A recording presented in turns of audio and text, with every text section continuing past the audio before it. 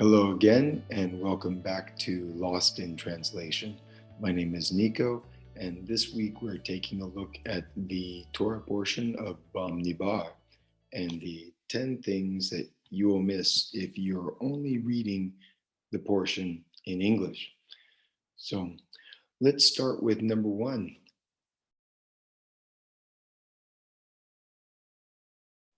Take a census. Okay, the Torah portion starts with a census of the children of Israel, and let's take the sum of all the congregation. Okay, it's really what it's saying here is to lift up the heads, lift up the head of all of the children of Israel, right? Su et rosh. And if we're thinking about of spirituality, this idea of the head being where the intention is produced, this part of the body that's closest to Hashem. This is that we are supposed to be made into the head and not the tail. That in fact, that's what happened when Yaakov Avinu was given the new name Israel or Li Rosh, right? Now we want this head lifted up. So, okay, we understand that there's a counting going on because later we're giving a total of all the tribes, all the people in the tribes. But really, this verbiage here would say, it's more than just count the number of people. This counting should be something that lifts them up and brings them closer to Hashem. Number two,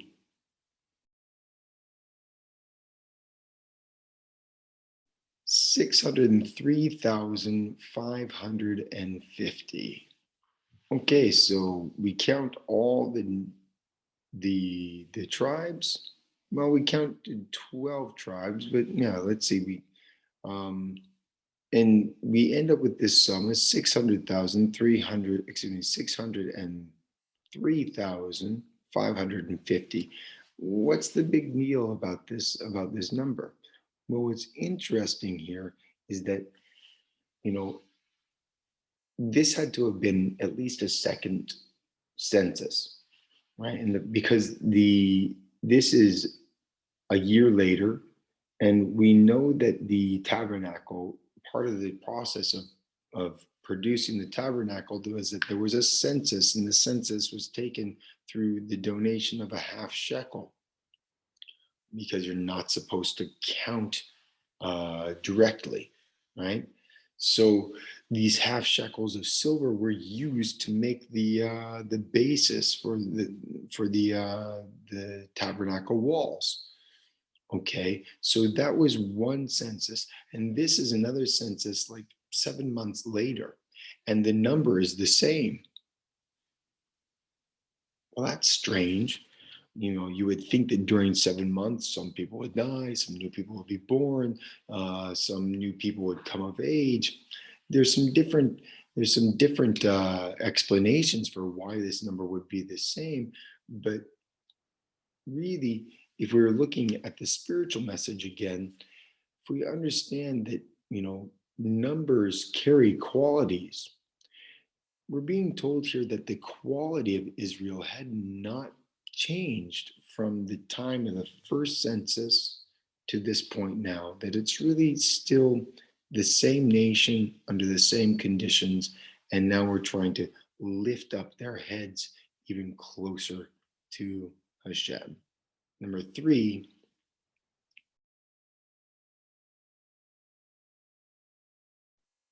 let's take a look at some of these names. So I've mentioned many times that the names of places and the names of people in the Torah give us a lot more information than just their name, right? That there's meaning in their names. We're going to take a look at a couple of these names that I found most interesting, right? They all are interesting. There's a lot going on here. But if we just read this in English and we see this list of names, we have these strange names that, okay, what is it? Eli Tsur, son of Shedur, or uh, Shelumiel, the son of Tsuri Shaddai. I mean, what what does this tell me as a reader? In English, it doesn't tell me anything. But if I can understand the Hebrew, if I look at these names in Hebrew, for example, here in the tribe of Reuben, we have Elitzur, son of Shaddai Ur. Shaddai Ur. So this Eli could be like, my God, rock, stone, right? Sufficient light, right? So this that this one quality is born out from the other. That with enough light, we understand that God is our foundation, right? We're here for the tribe of Simon, we have Shlumi could be my peace or my perfection. And then we have God, right? Is the son of Tsuri Shaddai. So, that there's a sufficient foundation brings perfection or peace through God. I don't know. We're being given these extra pieces of information and these associations between these names and their tribes, right? Or another really super interesting one. If we come down here to Ephraim, right?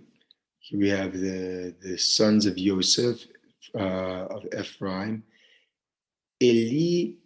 Elishma ben of Yehud, excuse me.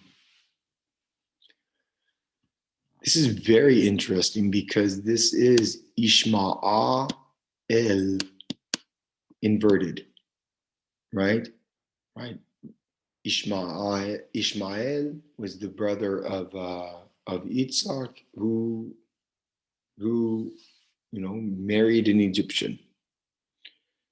Well, here we have El Ishmael.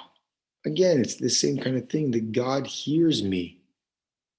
And this Ben Ami Am Yehud, this is like the nation of the Jews, right? So even this quality of Ishmael, of El Ishmael, is part of the nation of the Jews. Okay, Yehud could also kind of remind us of Yehud or Yachad, that it's together, right? And we have this expression that this quality of Ishmael is together now with it's been corrected. They've come out of Egypt, his marriage to the Egyptian, and now Joseph's married to an Egyptian wife, and here Ephraim is the son of that union, one of the sons of that union between Joseph and his Egyptian wife. Now that quality has been corrected and brought into the Jewish nation. Very interesting, this, right? Okay. And Dan and Naphtali also have very interesting meanings if we look at them, we split the pieces apart. Naphtali, let's see. Yeah. Achira ben Enan. Well, Enan can be eyes, right? So Achai Akhira'an could be like after or behind the eyes, or it could be Akhi, my brother, is bad, is evil, Ra, right? So maybe there's something that something about Naphtali that sees his brothers as not being quite as good. I, it's interesting information that we can get there if we understand how to read the Hebrew. That when we look at these transliterations of the names, it doesn't give us anything in English. For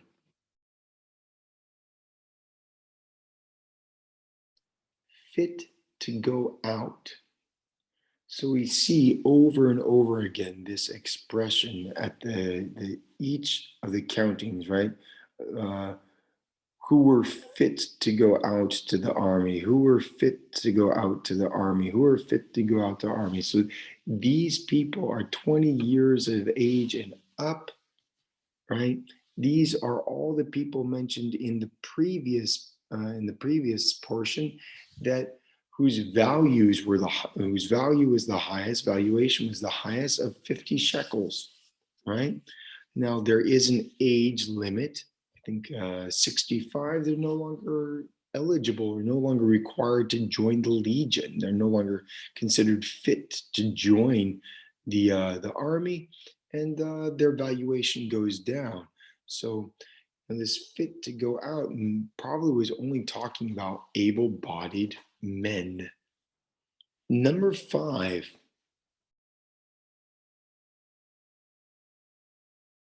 Manasseh and Ephraim.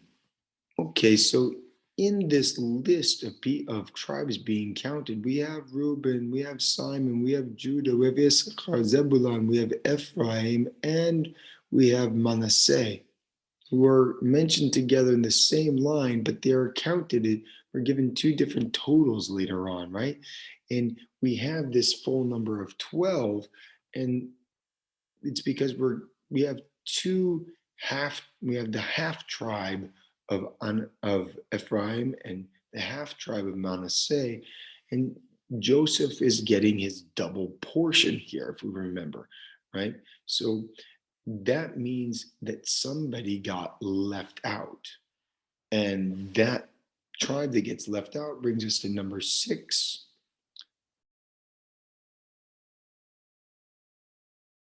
Levi you shall not number. Okay, only the tribe of Levi you shall not number. Lo, lo tifkod et harosha, right? That you won't, yeah, again, these, because they're already elevated, right? They're elevated because they proclaim themselves for Hashem at the sin of the golden calf, right? And so they've already been set aside. We already know that they have a special role, and we're not going to count them the same way as we will the children of Israel, and we're not going to require them to go to the army. They have another job. They're a legion for Hashem. They're meant to transport the pieces of the tabernacle and to help the Kohanim with their service, and to also put a barrier between the tabernacle and the rest of the nation, so that somebody doesn't accidentally get too close and sin through their accidental contact with the holy. And so we come to number 7. Offspring of Aaron and Moshe. Right, we see this word toldot again. And I think that's very telling about what happens here, right? Because it's very interesting that we see that it gets translated as descendants or offspring. But what happens here is that it's only the names of Aaron's sons that are mentioned, Nadab and Abihu, who were killed in the fire before Hashem, and the other two priests, Eleazar and Itamar. And these are the names of the sons of Aaron who are anointed as the priests. But what about Moses' sons? They're not mentioned here, right? So what's happening here?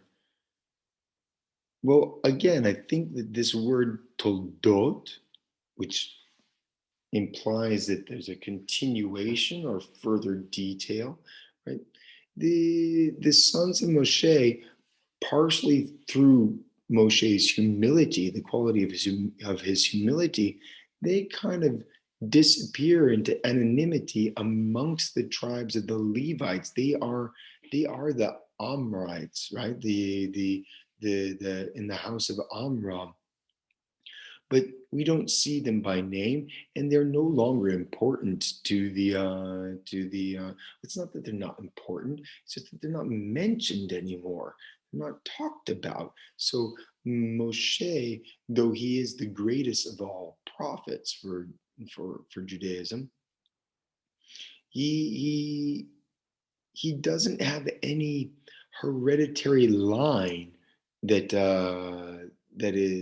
we observe. Right? The Kohanim, we know who they are. They all have the last name Cohen. We all recognize that they are the sons of Aaron, and that they have this specific task. Well, Moshe's line disappears into the anonymity of the Levi who served the Kohanim. So there is this humility, this service that happens, right?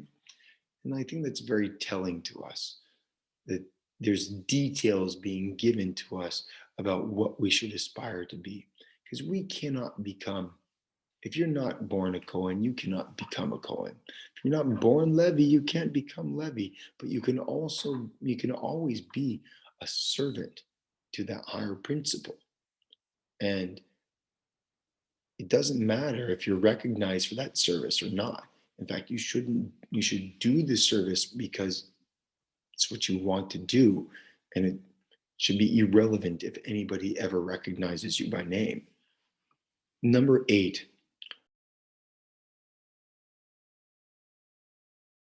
redemption of the firstborn. Okay, this is very interesting. So again, the Levites are being counted in a different way, and basically all of them from 1 month old and to the oldest. They're all being counted, and they're being counted because so he's taken the Levites from among the children of Israel in place of the firstborn. Okay, so we had the plague of the firstborn, and this is what sanctified all the firstborn to Hashem. And now, in this moment, he's redeeming the firstborn of the nation by taking the tribe of Levi for for his service, right? And this again, it demonstrates that they are now at a higher level of sanctity, because anything that we dedicate to the temple or tabernacle service, it's holy forever. There's no way to take it back. And now that they've been offered as redemption, which any redemption, whether it's a firstborn of cattle or anything, we're told that we should redeem this firstborn, and that redemption becomes holy, just like the Levites here in this passage. Number 9, 273 in excess. Okay, so we see that the Levim were counted differently, right? We're counting every firstborn male aged 1 month and upward.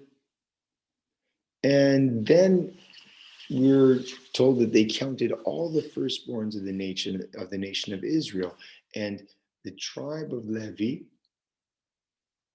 was the redemption for these firstborn, except there were 273 in excess.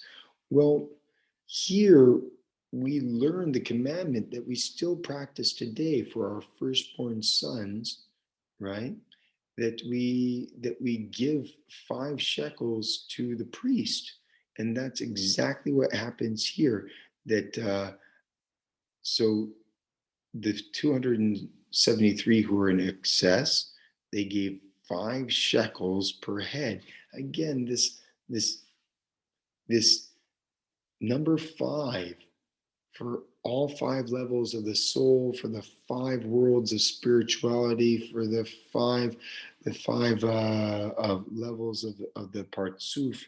And and for each head of these 273 that were in excess, 5 shekels were given to the priests in order to make that redemption. And that's something we still do today with our firstborn sons.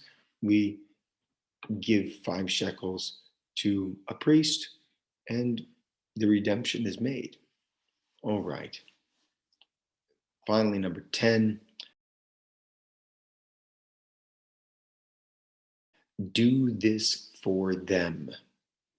Okay, so we've just found out that the Koath family has been given the responsibility of carrying all of the instruments, the tools, all the things that are inside the Holy of Holies. And we've also been told that the priests should wrap these things up and prepare them for the journey.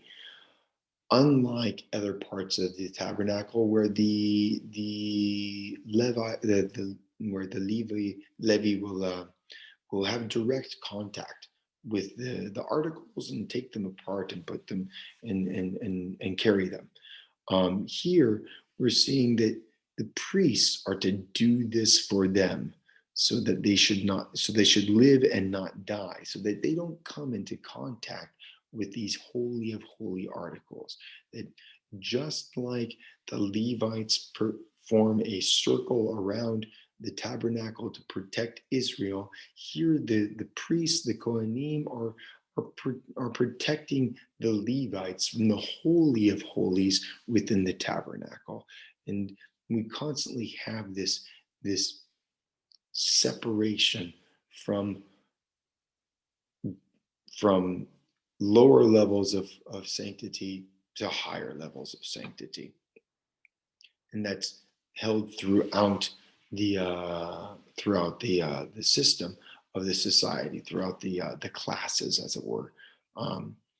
So again, this is the first portion of Bamidbar, the 4th book of Torah. It's very rich. It's full of information. If you found something interesting there that I missed, please tell me about it.